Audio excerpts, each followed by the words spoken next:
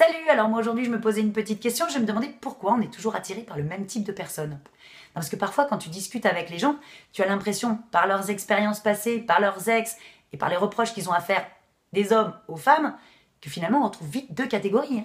Pour les hommes, les meufs sont toutes des michetonneuses, et pour les meufs, les mecs sont tous des connards. Donc avant de faire une généralité, j'ai l'impression qu'il faudrait peut-être qu'on se pose quelques questions. Il semblerait qu'on ne choisisse pas totalement au hasard notre partenaire. Non, c'est notre subconscient qui le fait pour nous. Subconscient, si tu m'entends, je voudrais juste quand même savoir qu'est-ce qui se passe entre toi et moi. Je veux dire, j'ai pas été gentille pour mériter tout ça. Non, il y a un conflit entre toi et moi là, il faut qu'on s'explique. Il semblerait qu'on se programme dès l'enfance au choix de nos futurs partenaires. Et bim, sur qui ça retombe encore une fois, les parents.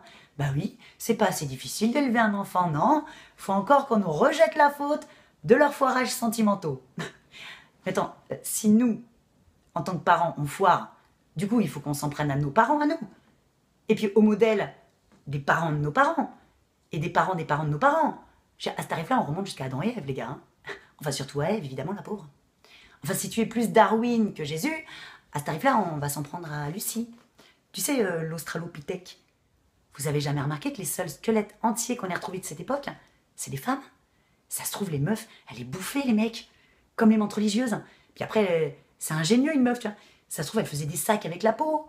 Elle construisait des meubles avec les tibias, comme ça. Elle faisait des boucles d'oreilles avec leur... Peut-être pas, mais... il n'y a personne pour vérifier. Hein. On connaît personne d'assez vieux pour nous raconter. Hein. Donc, c'est une hypothèse comme une autre. Voilà. Alors, maintenant qu'on sait qu'à la base, c'est de la faute de Ève et de Lucie, on va quand même revenir un petit peu sur nos parents. Oui, le couple alpha, tu sais, ce fameux modèle familial. Alors, il se pourrait quand même qu'il peut y avoir un côté positif, évidemment.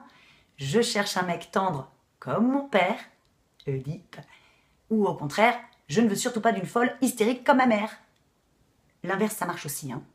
On va pas se mentir, évidemment, que l'on reproduit ces situations, ce schéma familial, parce que justement, il nous est familier. C'est comme l'éducation, on reproduit ce que nos parents nous ont appris.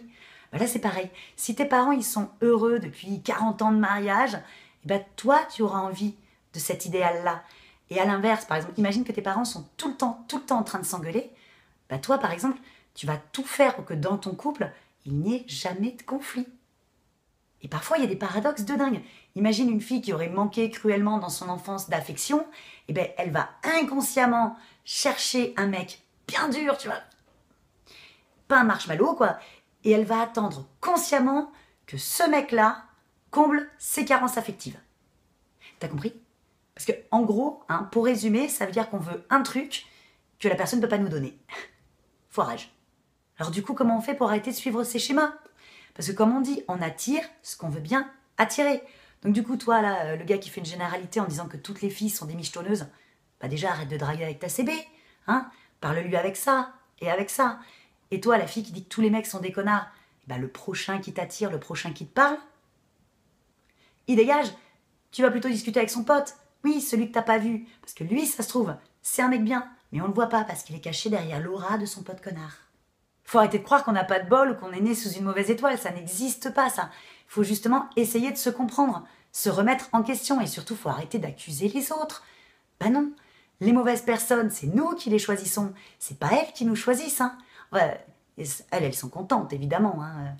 Parce que la seule personne de fautive là-dedans, c'est toi. Et ton foutu inconscient, évidemment. Parce que dans tous les cas, il est bien plus facile de choisir la mauvaise personne que la bonne.